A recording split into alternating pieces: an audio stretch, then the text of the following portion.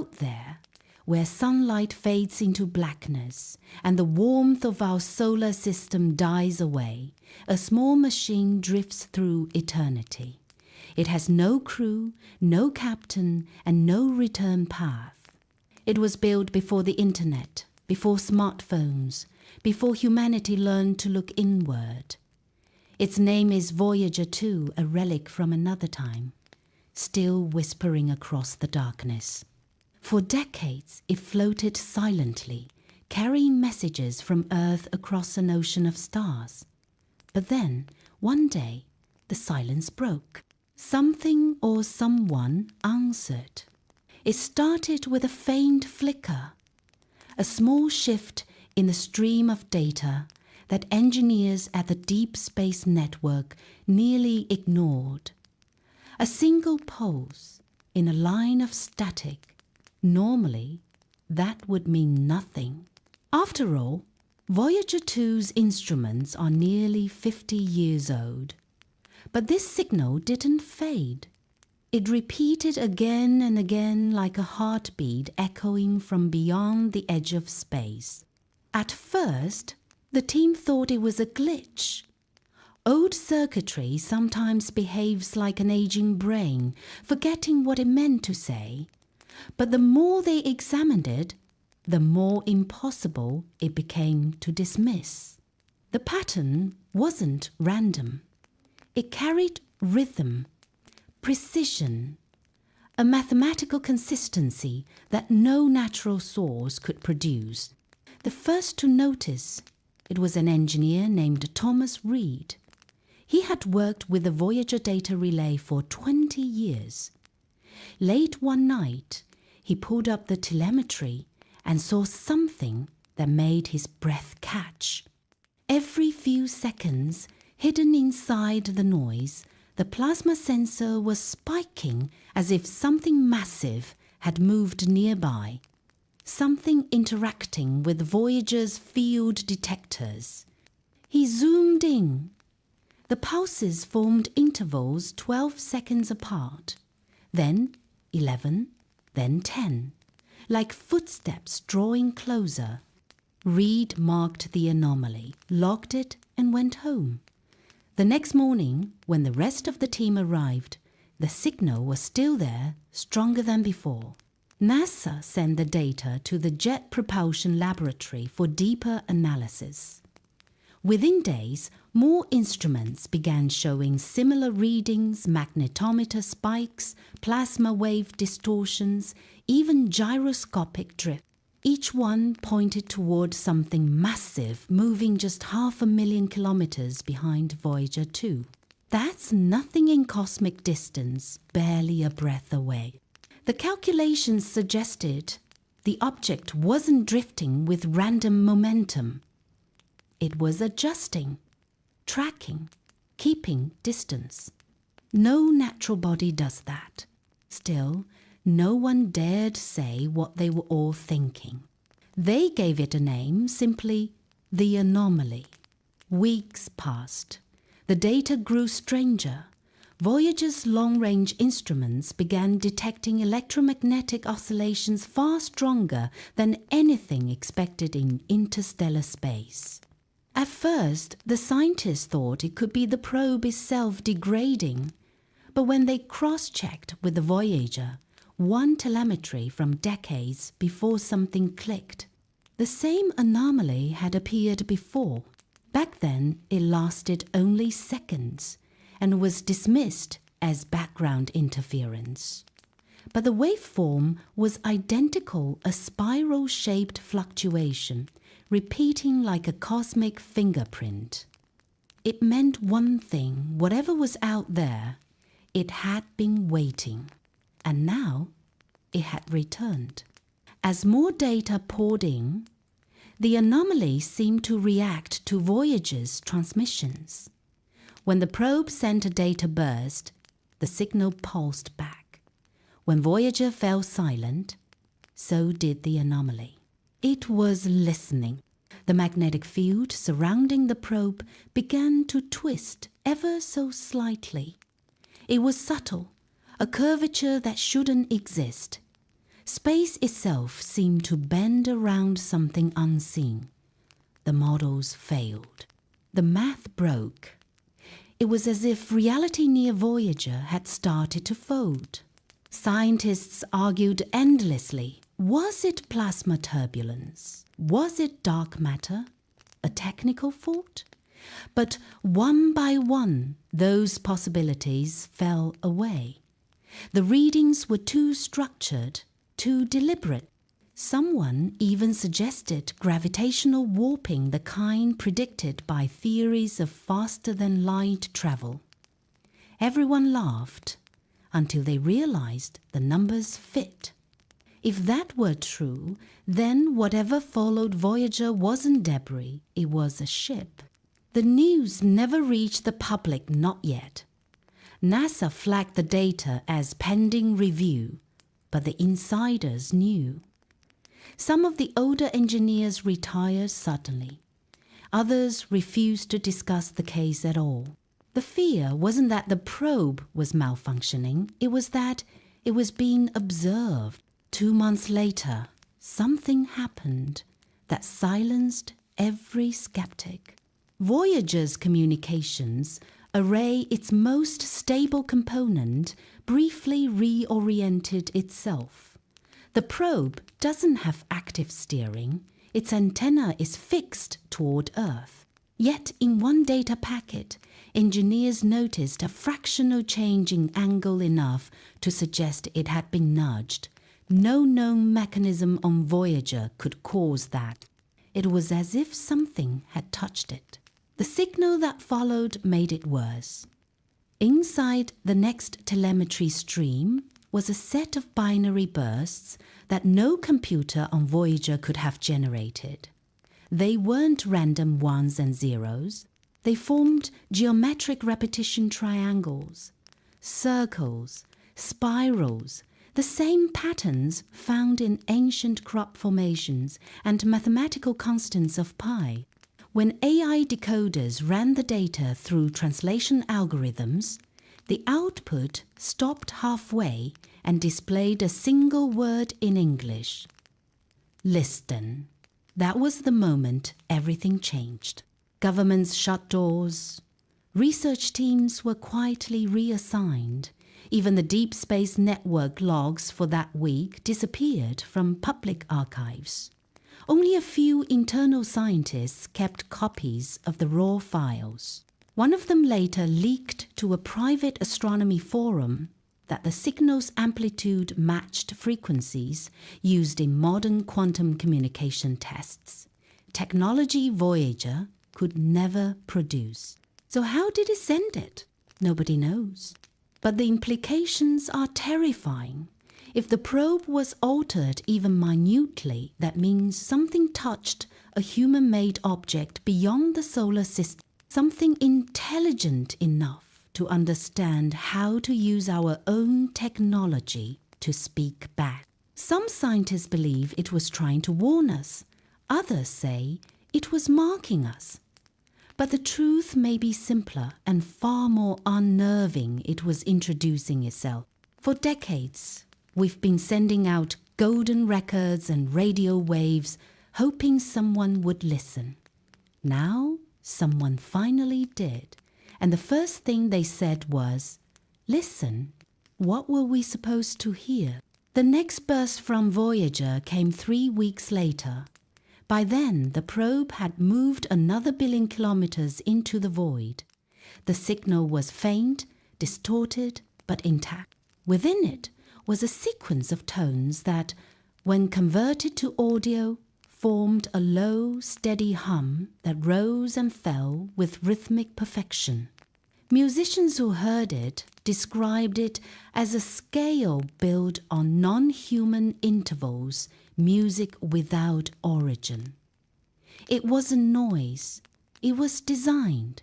When scientists mapped the tone frequencies to numerical values, they formed coordinates, a vector stretching from Voyager's position to a region just outside the Orion arm of the Milky Way.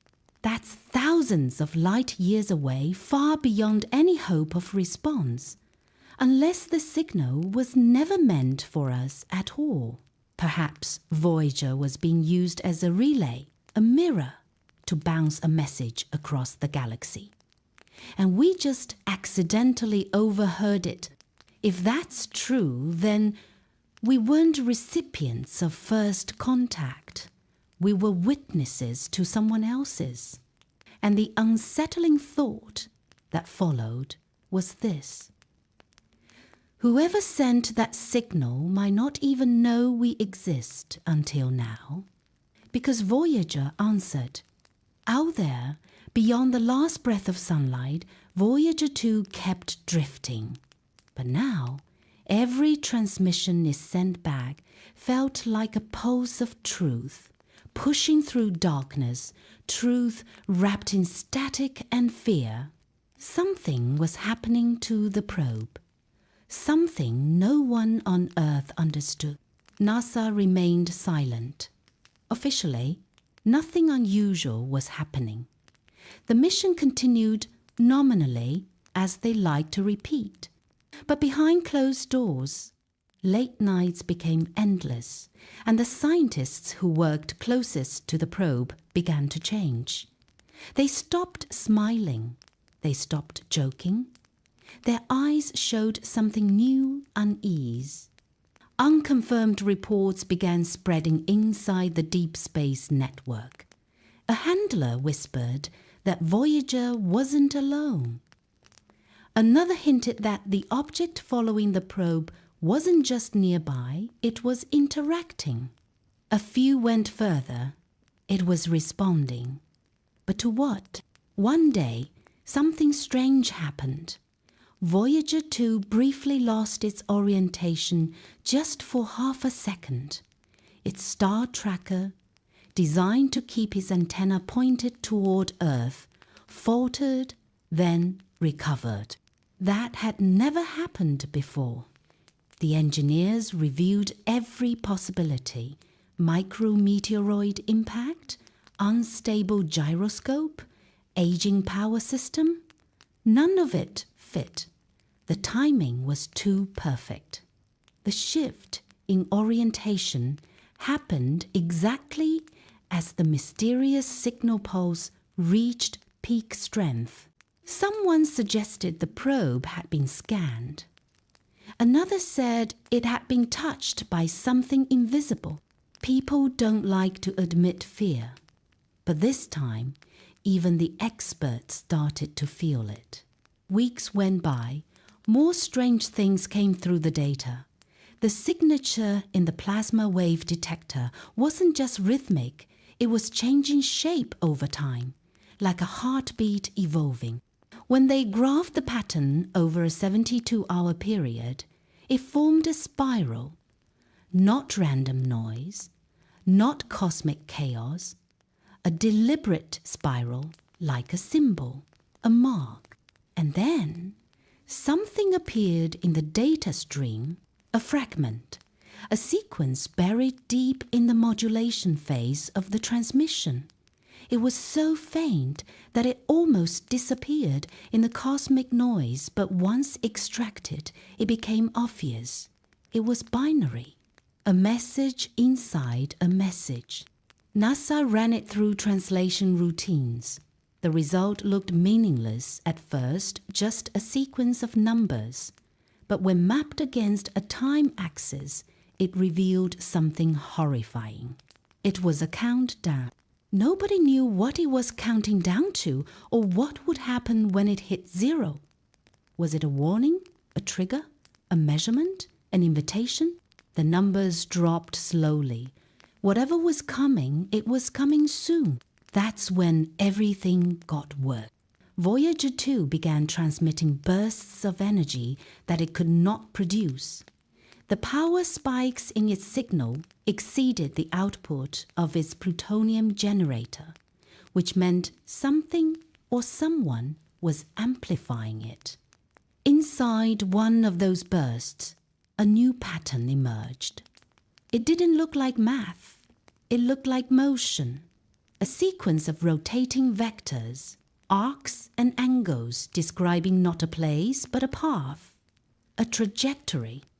And that path was headed back toward us, not toward Earth, but toward our solar system. Someone was coming. The internal debates raged. Was 3i Atlas connected to this? Was Voyager being used as a beacon, a tracking device, a decoy? Were we witnessing coordinated movement from beyond human understanding? But the real horror lay elsewhere, because if the signal from Voyager was amplified, if something was using it to transmit, then it didn't just mean we had detected something. It meant they had detected us. The silence over Earth changed. Radio telescopes around the world started picking up faint echoes of the same anomalous pulse, not just from Voyager, but bouncing off our own magnetosphere. Something was interacting with our planet already.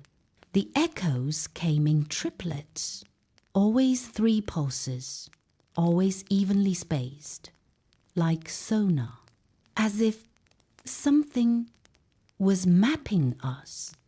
No radar signatures, no infrared trails, nothing entering the solar system. But something was here, and it was scanning. Astronomers tried to keep it quiet, but word leaked. The signal was now detectable in Chile, Australia, South Africa, every major observatory with deep space listening equipment. When amateur radio scientists began reporting the same pulse, attempts to suppress the news crumbled. That pulse was everywhere, and now people could hear it. Converted into audio, it sounded like a low tone, deep, mechanical, code, but beneath the pure frequency, if you listened long enough, it felt emotional. It felt intentional. A private research group in Finland discovered something incredible. When the pulse was slowed down, hidden harmonics appeared, patterns buried deep inside the signal. When graphed, they formed spiraling shapes. The same shapes Voyager had been sending back. The same impossible symbols. Recursion. Loops within loops. Infinity spiraling into a single point. Voyager wasn't malfunctioning. It wasn't dying. It was transmitting a language. One night, an independent researcher attempted something reckless. He broadcasted a reply. Just a simple response, 3 pulses of matching frequency, sent back into the void. 3 hours later, his transmission came back, distorted, changed. A 4th pulse had been added. Someone had answered. That was the moment everything changed, because now we knew 2 things. They are listening, and they want us to know. NASA called for silence.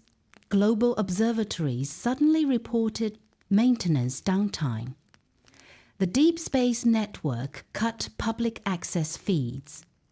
Scientists who spoke about the anomaly online suddenly deleted their posts. Some deleted their entire accounts. The world outside didn't know yet, but inside the space science community, panic quietly bloomed. Because now 3 questions burned brighter than ever. What has Voyager found? What is coming? And why now? More patterns began emerging in the signal. Some looked mathematical. Others resonated like radio maps directional, like cosmic instructions, star paths, waypoints. But the worst part wasn't what was in the signal. It was what was missing. There was no origin point, no directional source. Whatever was communicating wasn't broadcasting from one location. It was everywhere and nowhere. Like the signal wasn't coming from a ship or a planet, but from space itself, as if the message was embedded in the universe. like it had been there all along, waiting for something, waiting for someone, waiting for us. Something else changed, something subtle, but terrifying. The signal from Voyager 2 started to shift its timing. Not by much, but enough to notice. The intervals between pulses were no longer perfectly spaced. There was a delay, a slight staggering, almost like hesitation. Why would a signal hesitate? A research physicist at MIT said it out loud before anyone else dared to. It's thinking.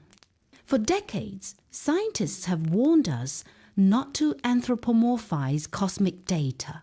Don't assign intent where there is none. Don't assume randomness is meaning. But this wasn't randomness, this was adaptive behavior. The signal reacted to us. The question was no longer, what is it saying? It became, why is it waiting? Up to this moment, the anomaly felt distant, strange, but far away, out there near Voyager 2.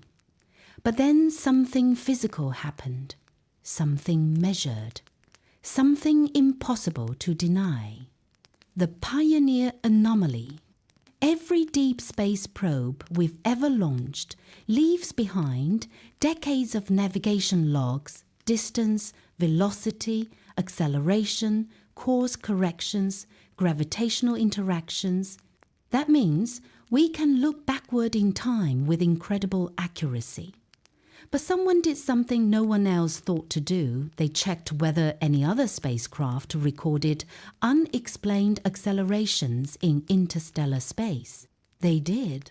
Voyager 2 was just the first one we noticed, but Pioneer 10 recorded a similar shift.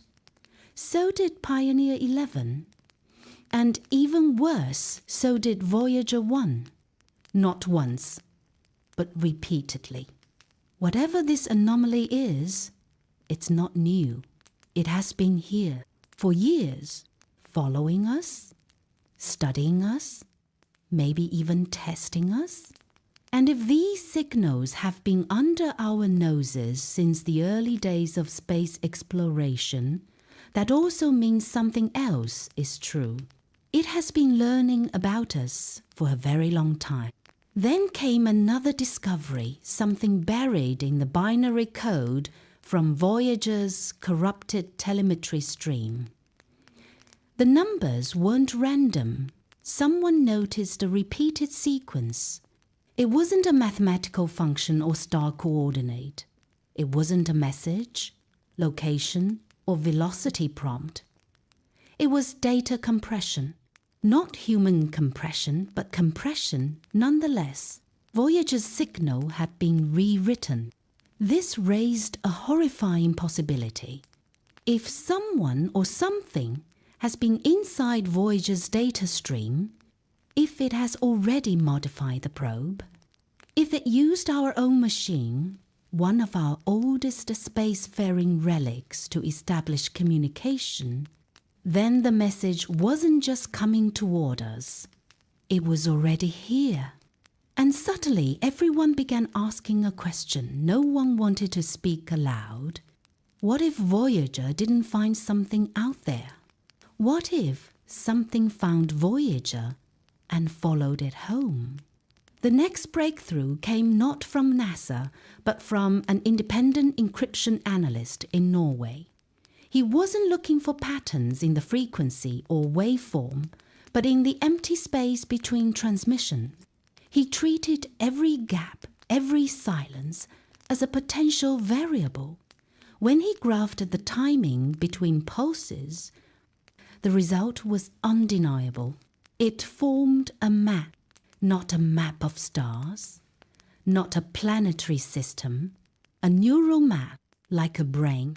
The silent gaps formed synaptic patterns, signal pathways, neuroinformational flow, cognition, logic, thought. The signal wasn't just intelligent, it was alive. Not life like DNA or cells. not flesh or bacteria. This was pure informational life, a mind made of motion, thought carried by waveforms, memory built in geometry, no body, no planet, no origin, something that existed only as information yet had survived the depths of space, not biological, not mechanical, but something else entirely, something new. A message finally came through, hidden so deep in carrier noise that it took nearly 50-layer decodings to extract 4 symbols. Just 4. But their meaning was clear. First, a spiral, the universal symbol of growth and motion. Second, a circle, the universal symbol of unity. Third, a triangle, the symbol of direction. Fourth, 3 vertical lines, 3, a countdown, a designation, or a name. No one had an answer. But when a researcher at ESA cross-referenced the pulse timing with 3-eye atlas, yes, the interstellar object that shocked the world, the numbers aligned, 3 pulses, 3 signals, 3 anomalies, Voyager 1, Voyager 2, 3-eye atlas. This isn't random. This is a system, a network, a protocol, and we just activated it. Voyager didn't send us a warning. Voyager delivered a key that unlocked something ancient, something watching, something waiting. And now it knows we are awake. Something just happened that no one can explain. Something so big that NASA quietly went dark for 36 hours straight, and no one has given a full explanation since. No public statement, no clarification, just silence. It started the moment Voyager 2 crossed a threshold we didn't even know existed. A region now referred to only in internal leaked documents as Node 1. Voyager 2 was still transmitting normally steady telemetry, magnetometer data, plasma readings, until suddenly there was a burst of interference. Not from the Sunday, not cosmic radiation, not system degradation. This interference had structure. NASA didn't panic publicly. They never do. When something impossible happens, they don't scream, they classify it. Overnight, quietly, efficiently. And that's exactly what happened after Voyager 2 sent its final strange transmission from interstellar space. The mission was subtly moved out of public science and placed under US Strategic Space Command, which means one thing: this is no longer just exploration. This is now a security incident. The public data feed from Voyager changed instantly. The raw cosmic signal that hobbyists and researchers around the world had been tracking suddenly went dark. In its place came a clean, filtered, generic stream manufactured telemetry. It didn't glitch. It was replaced. Parkes Observatory in Australia stopped receiving Voyager's frequency. Green Bank in the U.S. cut access. Jodrell Bank in the U.K.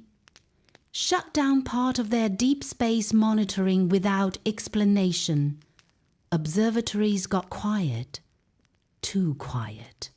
When astronomy goes silent, it means someone doesn't want questions asked.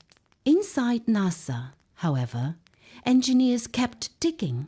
Hidden inside the last unfiltered signal was something strange, something that didn't belong there. The radio data contained harmonic fluctuations like a ripple in water, repeating and slowly evolving as if trying to take shape. When reconstructed using deep space imaging algorithms, it formed a blurred outline. With more refinement, that outline sharpened into geometry. No natural object in space has geometric symmetry that perfect. This thing did. Long, narrow, smooth, shaped like a teardrop or a seed drifting through the dark. Smooth surface, no visible engines, no radiant heat, just silent motion. Then it did something unnatural. Voyager detected a flash of reflected radiation, just a tiny pulse, but impossible in that region of space without a deliberate energy shift. That means the object turned. It rotated on its axis, not drifting like a rock or tumbling like debris. It moved with intent, as if aware it was being tracked. And then, Voyager 2 recorded something no spacecraft has ever captured before, a directed energy pulse coming from the object. Not a weapon, but a scan. Like it was scanning Voyager back, observing it, studying it, reading it. Right before contact was briefly lost, Voyager 2 sent a final readable packet. A data fragment, just 6 characters long, encoded, but not in NASA's language, not binary, not hex, something else. When decoded, the message was horrifying in its simplicity. It said, "We are here." But here's the part that no one can explain. Voyager didn't send that message. It received it. At first, people thought it was impossible. Voyager doesn't receive messages. It only sends. It has no software to interpret unknown signals. Its memory is tiny 69 kilobytes. And yet, the message was stamped with Voyager's own telemetry ID, embedded inside its transmission. The data didn't originate from Earth, and NASA confirmed they did not send a return signal. That means someone injected that message into Voyager's stream. Someone used our own probe to reply to us. Someone or something talked back. Government agencies panicked, but instead of alerting the world, they went dark. NASA's Deep Space Network downlinked status pages suddenly went offline for maintenance. The European Space Agency stopped publishing Voyager telemetry updates. The Australian tracking station in Canberra, one of the few with a direct link to Voyager blacked out logs from that same time frame. Something big was being contained. And yet, leaks started appearing. An anonymous engineer from the DSN claimed Voyager's signal path had been rerouted not by Earth, but by something in space. A second leak suggested the anomaly near Voyager was actually bending its transmissions away from us, hiding part of its signal. Then the most disturbing claim surfaced, that Voyager's trajectory had shifted.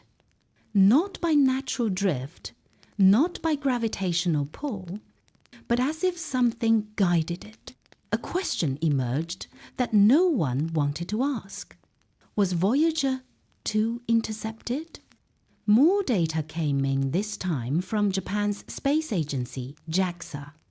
Their detectors registered faint echoes of Voyager's carrier signal coming from 2 different directions at once. Voyager is only one object, but its signal was coming from different places in space. That should be impossible, unless something else out there is repeating Voyager's signal, mimicking it, mirroring it, studying how we respond. Then came the gravitational shift. Astronomers at MIT published a paper, which disappeared within 24 hours, detailing a localized dip in gravitational curvature near Voyager's position. Their conclusion was shocking. There is mass in that region that we cannot see, measure, or detect, yet it interacts with gravity. A mass that does not reflect light, does not emit heat, and moves with self-control. Something is there, but it does not want to be seen. The message, "We are here," was not a greeting. It was not a threat. It was a declaration, a quiet and terrifying introduction. And now the world waits, because Voyager isn't coming home. But something else might be. After the transmission saying "We are here" was decoded, NASA tried to regain full contact with Voyager 2. Engineers sent a series of diagnostic commands, basic handshake signals, to test if the probe could still process uplinked instructions. It ignored every single one. Voyager has never ignored commands before, not even during radiation, storms, or memory glitches. Then something terrifying happened. Voyager responded, but not in NASA's language. It transmitted back using an unknown modulation, a frequency shift that shouldn't be possible with its ancient transmitter. The Deep Space Network confirmed it. The signal now contained layered harmonics, like multiple voices speaking over one another. NASA called it a multi-band response. But one scientist said it out loud. "It sounds like something else is using Voyager to talk." The second message, the next signal fragment decoded, wasn't in text this time. It was coordinates, a location, not deep in space, not outside the galaxy. It pointed back toward our solar system, to a single point, Earth, Moon, Lagrange, point 2. A gravitational parking spot behind the Moon, the same region where we quietly place classified satellites and experimental space platforms. Someone or something is marking that location. Was it coming here? Or was something already there? The shadow object. NASA publicly denied everything, but ESA didn't. A leak from inside the European Southern Observatory confirmed that the Very Large Telescope in Chile detected a moving object passing through the void near Voyager 2, but it was invisible in optical light. Only infrared could detect it. A cold, smooth silhouette, absolutely silent. Then JPL made a horrific discovery. Hidden inside Voyager's transmissions were timestamp offsets, so tiny they were easy to miss. But when mapped out over time, they formed a pattern. A response pattern. Analyzing time delays between Voyager transmissions, astrophysicists found a binary rhythm. Not random, not natural, a mathematical structure, prime numbers, repeating sequences, a recursive echo. Someone was communicating through time delay. That means two things. Whoever sent the message knows our math. They are responding using our own probe, but not with audio, not with video. With timing, this isn't a conversation. It's calibration. They're not just talking. They're mapping us. The power loss incident, then it escalated. On the same day as Voyager's final anomaly burst the ALMA observatory in Chile, Arecibo's replacement array and South Africa's Meerkat array all experienced synchronized power fluctuations for exactly 47 seconds. That has never happened in history. Satellite logs showed a spike in deep space microwave activity originating not from Voyager, but from a point between Voyager and Earth, an invisible object emitting power, watching us watch it. And then the third message. A raw deep space recording leaked from a technician at the DSN contains Voyager's signal, but with something else buried beneath it. Audio engineers isolated a hidden carrier wave and decoded it. When converted to audio, it wasn't random interference. It sounded like this: a slow, unnatural pulse, like a heartbeat, but layered beneath it, something like breathing. Living rhythm, artificial cadence. Something out there is alive and intelligent and aware we found it. We thought Voyager 2 was drifting alone in space. But something was already there. And now it's coming closer. But what came next made everything worse.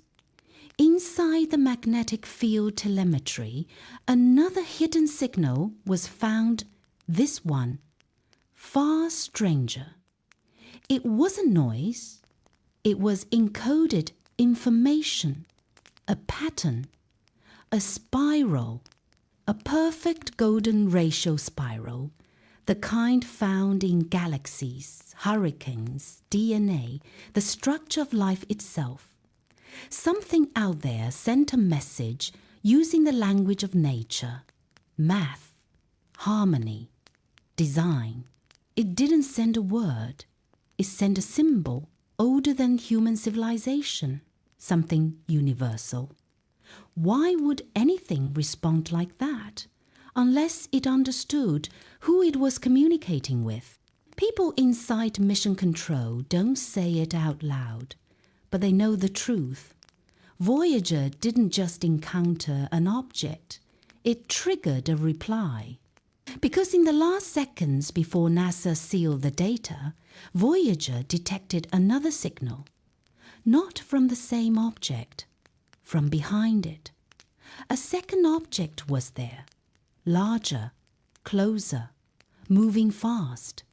Voyager didn't get lost in space. It found something that was never supposed to be found, something that might have been waiting. And now that it has scanned our technology, maybe even our signal history, it knows exactly who we are and where we come from.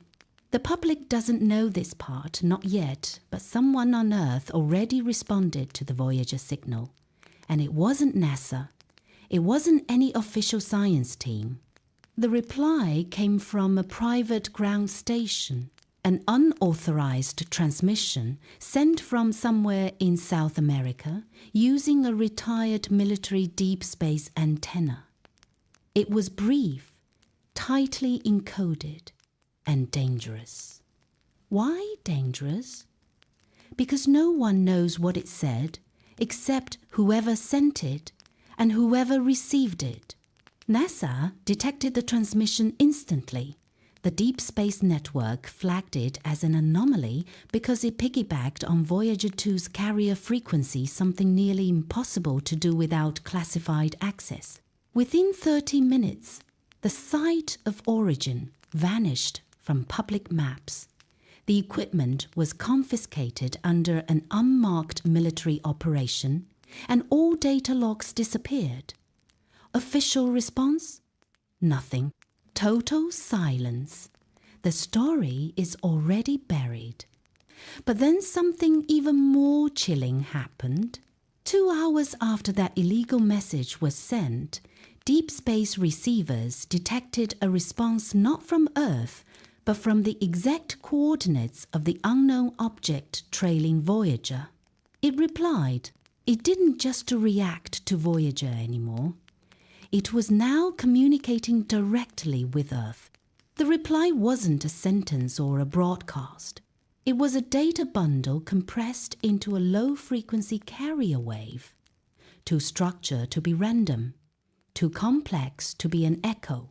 But here's the terrifying part. It wasn't sent toward NASA or the Deep Space Network. It was sent back along the same path as the illegal message targeting the same mysterious sender on Earth. Whoever reached out first got an answer. What was inside the signal? At first, analysts thought it was encrypted garbage layer after layer of noise wrapped around spiral geometry patterns. But encryption experts noticed something horrifying. The compression algorithm used looked familiar. It matches quantum compression techniques developed in classified US research. In other words, whoever or whatever sent that reply didn't use alien technology, it used ours. Then came the breakthrough and the panic. After days of decoding, a repeating structure emerged. Not a language, not symbols, something worse, a biometric pattern. Data that looked eerily similar to a human EEG scan, a map of brainwave activity. Someone sent a message into deep space, and something out there sent back a mind print. Why would an extraterrestrial intelligence send that back? Was it showing us it understands us? Was it trying to communicate on a neurological level? Or was this a warning proof that it had already scanned a human being? That's when the FBI got involved. Then military intelligence. Then something worse, the agencies with three-letter names nobody talks about. Everything was locked down, but a fragment was leaked, a final chilling discovery. The biometric pattern wasn't just any human mind. It matched a documented neural signature. It matched the EEG of a missing radio astronomer doctor, Elias Hartmann, who vanished 11 years ago after claiming he had detected a patterned signal from interstellar space. He was ignored, discredited, then disappeared. Some say he was silenced. Others say he went off-grid. But according to the leaked data, the neuroscan inside that alien reply matches his last recorded signal data before he vanished. So now we are forced to ask a horrifying question. Did something take him, or did he go willingly? And if the signal sent back to Earth contains a human mind copied, stored, transmitted, what else might be coming next? Then the second leak hit the internet, this time not from NASA, but from an encrypted academic server in Germany. Someone anonymously uploaded a folder titled The Hartmann Journals Unredacted. Most of it was junk, corrupted files, half-written research notes, and star maps sketched by hand. But buried inside a subfolder named simply divided by return divided by was something that shouldn't exist. A sequence of coordinates, 3 sets of them, not random precise. Each coordinate pointed to a location in space, locations Voyager 2 had passed through over the last 18 months. At first, no one understood the significance. But when astronomers overlaid the points on a deep infrared star survey, a pattern emerged. The coordinates weren't pointing at stars or planets. They were pointing at empty regions of space, blackness, nothing, except not nothing.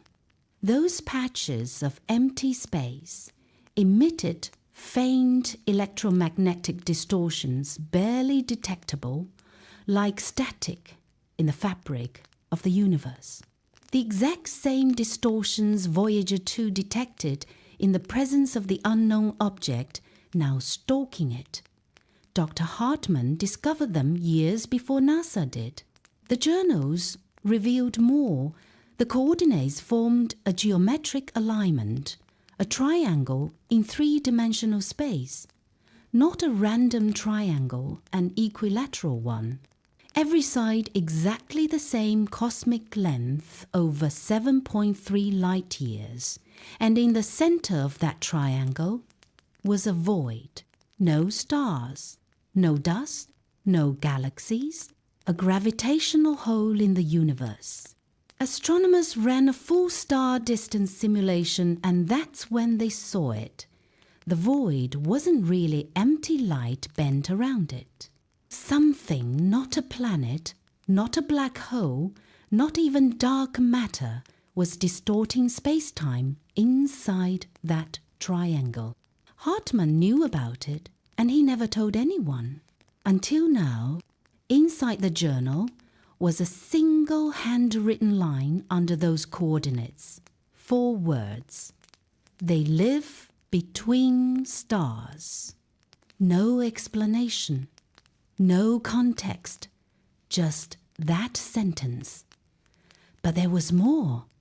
On the next page, he wrote something even stranger. Voyager will wake them. The question was immediate, who are they? The same intelligence tailing Voyager now, the source of the transmission.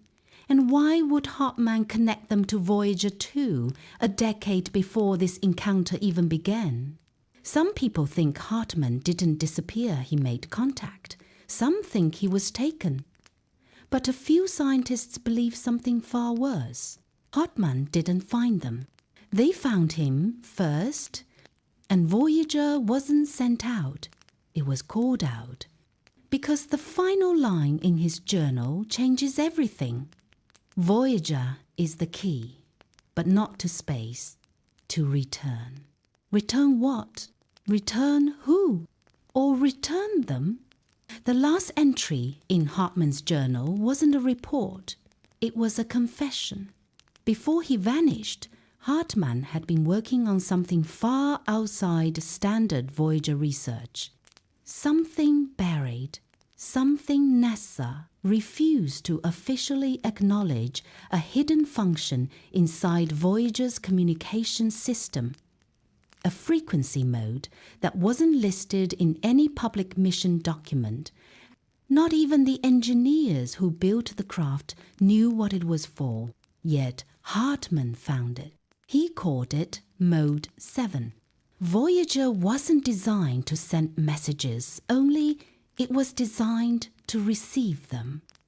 And not in human radio bands, not even in standard deep space telemetry. Mode 7 was something else, something older, something Voyager should never have been able to detect naturally. One night, deep inside a private lab, Hartmann activated Mode 7 through archival simulation routing 1977 launch signals through a modern supercomputer to mimic deep space conditions. For hours, nothing happened. Then, at exactly 317 amperes, M, the computer froze mid-simulation. The system log captured a single phrase before shutdown, auto-generated by the translation AI Hartmann had programmed. Signal handshake established. Handshake, a two-way connection, meaning something had responded. But here's the terrifying part. This wasn't coming from deep space. The return signal was local, so local it didn't even travel. It formed in the system itself, as if something was already there, waiting in the code, dormant until awakened. Mode 7 didn't open a channel. It unlocked one. After that night, Hartmann began keeping handwritten notes, only no more digital records, no more emails. His colleagues said he rarely slept. He scribbled strange symbols on glass boards, muttering about recursion, echo waves, and a term no one recognized at the time. non-harmonic intelligence. Whatever responded through mode 7, it wasn't physical. It wasn't energy as we know it. Hartman wrote that it existed as a pattern, a form that lived in the geometry of space itself, something that didn't need matter or biology to exist, something pure, ancient, and patient. And once mode 7 was opened, it knew us, because Hartman's final page revealed something NASA desperately tried to erase. Something that explains why Voyager 2 suddenly changed behavior in deep space. Something that connects everything. Voyager never drifted off course. It was caught back into alignment. Voyager is not lost. It is being guided. The signal isn't a warning. It's an activation. And now the last line of Hartman's journal makes sense. Mode 7 wakes what waits between stars. If that's true, then Voyager 2 didn't just detect something. It woke it up, and it may already be coming. Then everything clicked. The golden record wasn't just a hopeful message to the stars. It was a map, a signal key, a deliberate pattern designed to be recognized by something that doesn't think like us.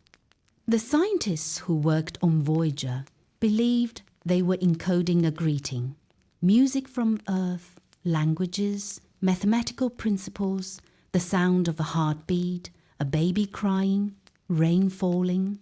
But Hartman's recovered journal revealed something else. Something that changes everything we thought we knew about that golden disk. The record contains harmonic structures, not just cultural information. Beneath the friendly message layer is a second layer, hidden in the waveform geometry, the pulse intervals, and the way the data loop. It forms a resonance pattern, a self-similar fractal code. And here's the horrifying part. It didn't originate from Earth. Carl Sagan didn't know it. NASA didn't know it. Even the engineers who built the record didn't know it. Someone or something guided the design of the golden record long before Voyager launched, through strange and unexplained coincidences that were brushed off at the time. Why did Sagan insist on encoding 55 languages? Why did they choose 115 images a prime, non-symmetric number? Why were the rotational frequencies of the disk aligned to hydrogen spin transitions the same frequency Voyager 2 later detected in deep space? These weren't artistic choices. They were activation triggers. Hartman discovered that if you feed the golden record's audio layer not the spoken greetings, but the background waveform into mode 7, it completes the handshake. It forms a perfect data lock with the unknown signal Voyager found in interstellar space. The golden record wasn't a message to aliens. It was a reply to something sent long before humans evolved. Because when Hartman ran the record against Voyager's strange transmission, a broadcast came through. Not sound, not text, not numbers. A shape, a symbol drawn in pure signal, smooth lines, circular symmetry, a central spiral radiating outward.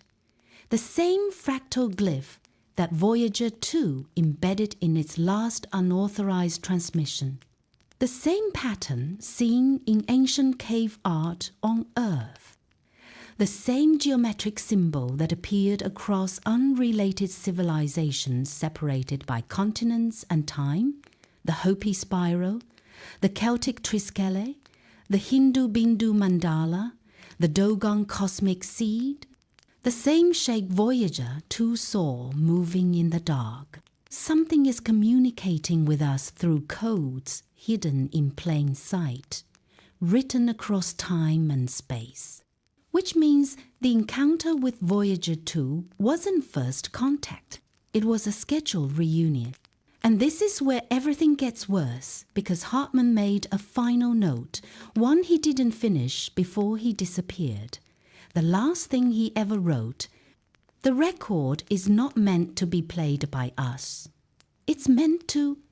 The sentence cuts off there. Ink dragged, pen broken. Whatever he was about to say, what the golden record is truly meant to awaken, NASA buried it. But Voyager 2 is still transmitting fragments of that same shape, that spiral, and observatories around the world are now detecting weak echoes of it in Earth's ionosphere. Something is responding to the Voyager handshake, and it's getting closer. Then something extraordinary happened.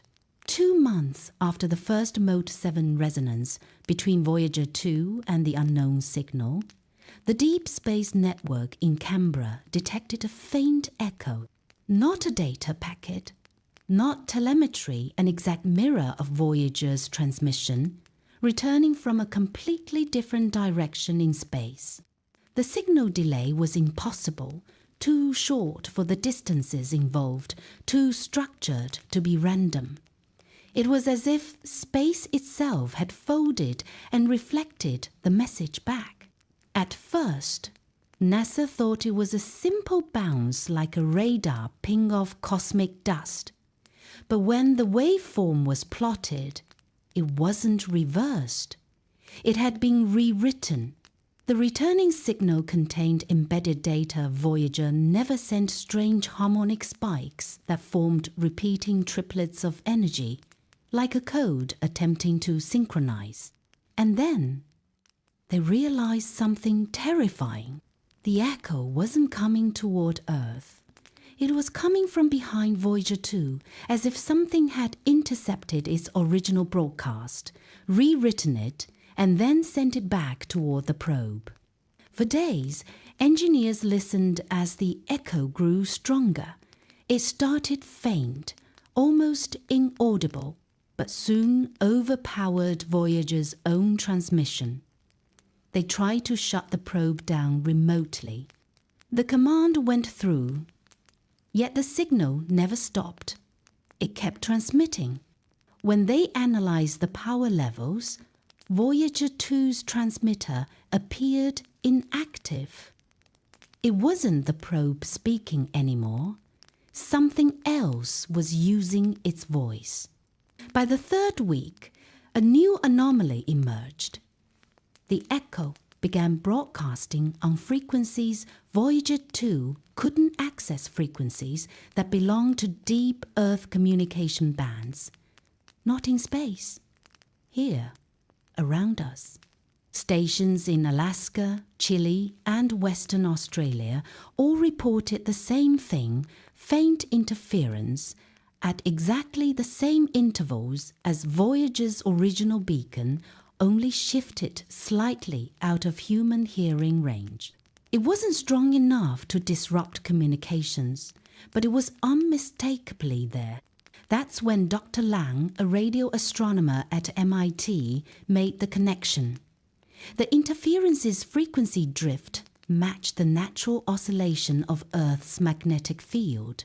Something, whatever had hijacked Voyager 2's signal, was now resonating with our planet. NASA classified the finding immediately. Every reference to Voyager 2's mirror echo was pulled offline within hours. Independent scientists were quietly warned to stop publishing analyses. But secrets never stay buried for long.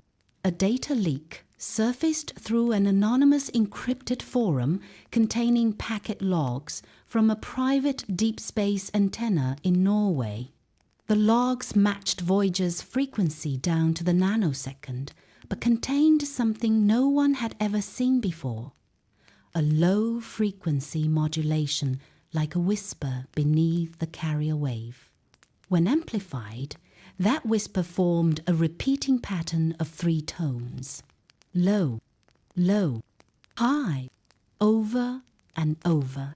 Sound engineers converted it into audio, slowed it down, and heard what one described as a voice without language. It wasn't speech. It was texture, a vibration that felt human but alien at the same time. Like breath woven into static, Long's team began to speculate that the signal wasn't trying to communicate in our terms. It was sampling us, mimicking, adapting, building a linguistic bridge, one frequency at a time. And then, just as suddenly it stopped, Voyager 2 went dark for exactly 9 minutes. No carrier wave, no telemetry, nothing. When it came back online, the probe's data clocks were off by exactly 9 minutes and 13 seconds. But in deep space physics, that offset shouldn't exist. Nothing could alter its internal clock, not radiation, not malfunction, not even cosmic interference, unless something had physically tampered with it.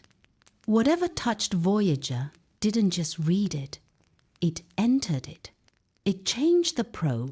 Afterward, every image Voyager 2 transmitted carried the same anomaly famed, circular distortions in the background of space, perfectly symmetrical, identical to the glyph Hartmann drew decades ago. They weren't stars. They weren't reflections. They were eyes. Soon after Voyager's 9-minute blackout, strange things began showing up, not in space, but in NASA's own telescopes. At first, it was subtle. A glitch here, a distortion there, nothing alarming until someone compared the data. A quiet researcher at ESA, Dr. Lena Sorovic, noticed it first while analyzing archived raw captures from the Hubble Space Telescope. In a frame from Deep Field Observation HDF 1390, she saw something faint, barely visible, a perfect circular blur, as though space itself was dented. She zoomed in. The circle wasn't a lens artifact. It wasn't dust. It wasn't digital noise. It was identical to the pattern now embedded in Voyager 2's transmissions. She didn't speak. She just opened another file. A different observation, different region of space.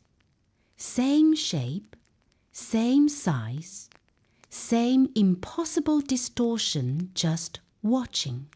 She pulled 10 more, then 50, then 100.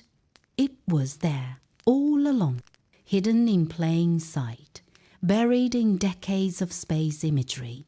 Nobody looked for it before because nobody knew too. The glyph was everywhere. But then came the moment that changed everything. She checked Webb.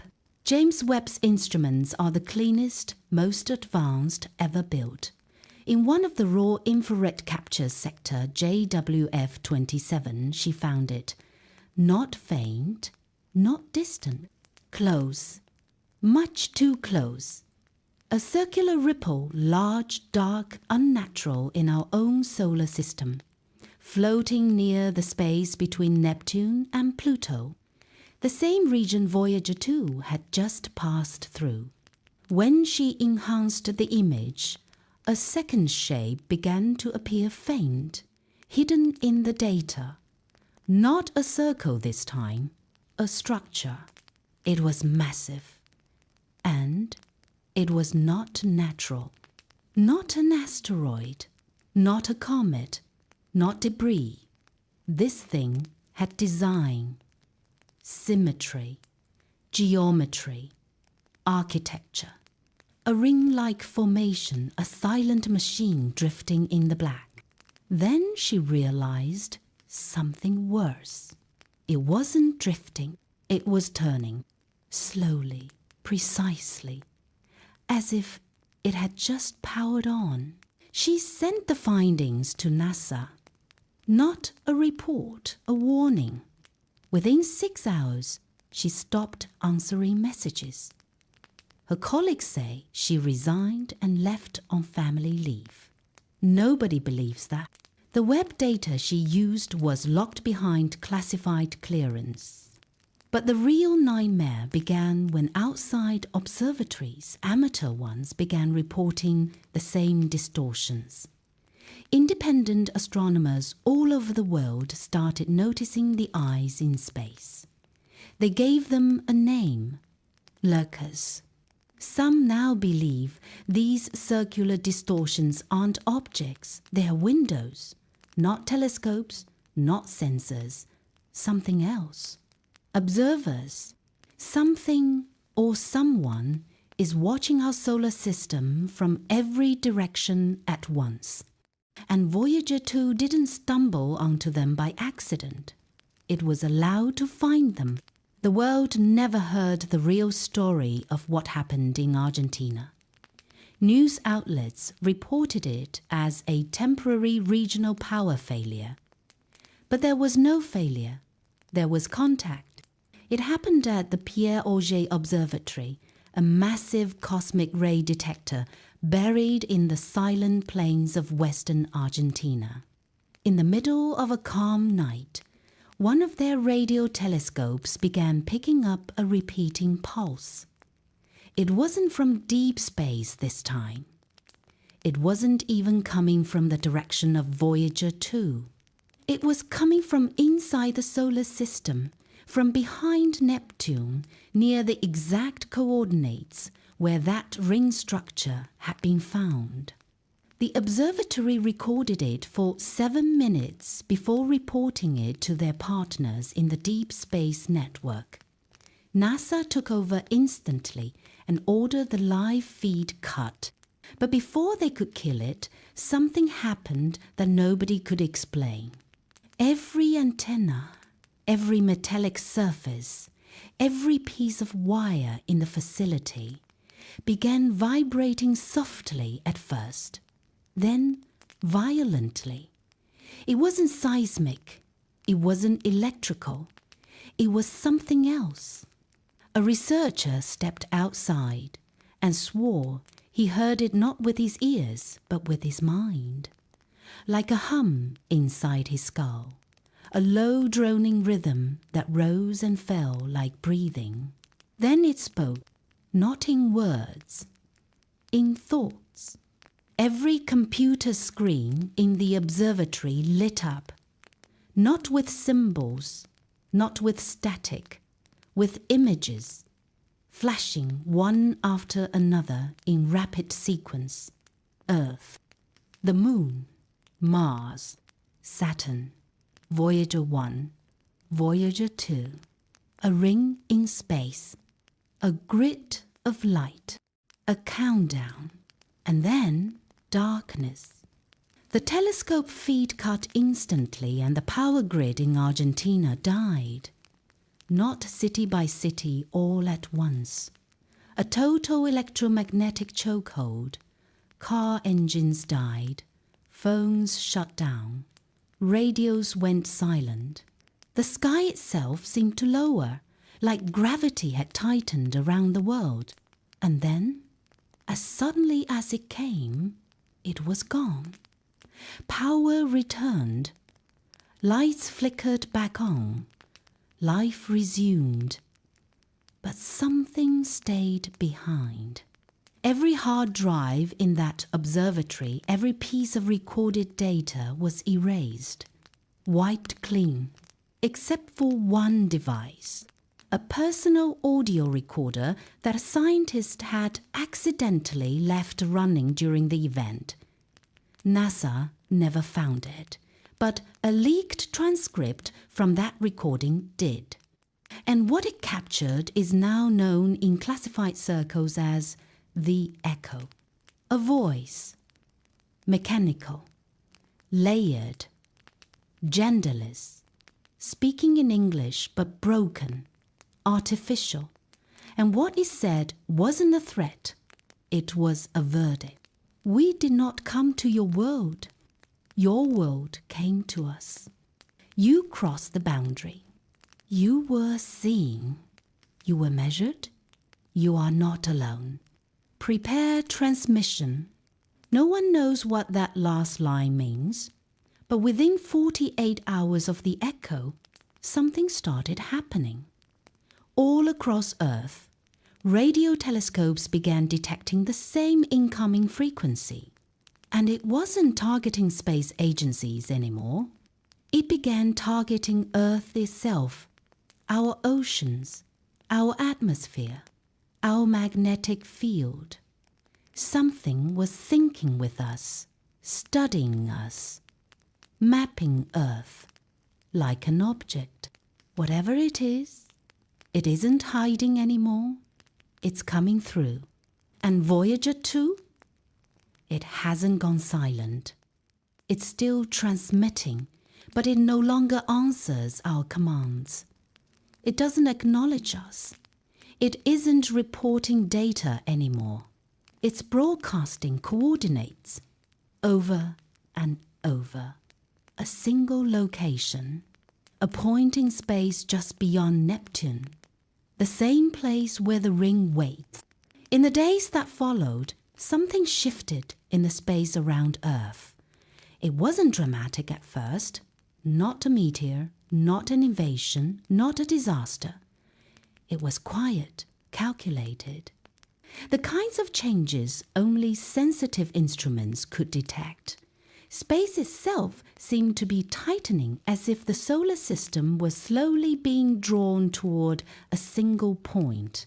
Day by day, more satellites began picking up the signal now known as the echo. It wasn't just hitting Earth anymore. It was bouncing off the moon, resonating inside Jupiter's magnetosphere, even distorting radio waves on Mars. It was everywhere. Like sonar, something was mapping our solar system from the outside in. Then the James Webb Space Telescope was ordered under full military control to lock its infrared eye on the coordinates Voyager 2 kept transmitting. That point just beyond Neptune. For 11 hours, Webb peered into the void. And then it saw something impossible. Not a planet, not a ship, not a comet. It saw a hole in space. A perfect circle black, smooth, rimmed by faint tendrils of blue-white energy that rippled like liquid starlight. It was not a black hole. There was no gravitational signature, no collapse of matter, no spaghettification. This thing did not pull, it waited. More alarming were the strands of matter suspended around it like veins, dust, metal, rock, and fragments that matched the composition of Voyager 1 and 2. Not debris, not damage, samples.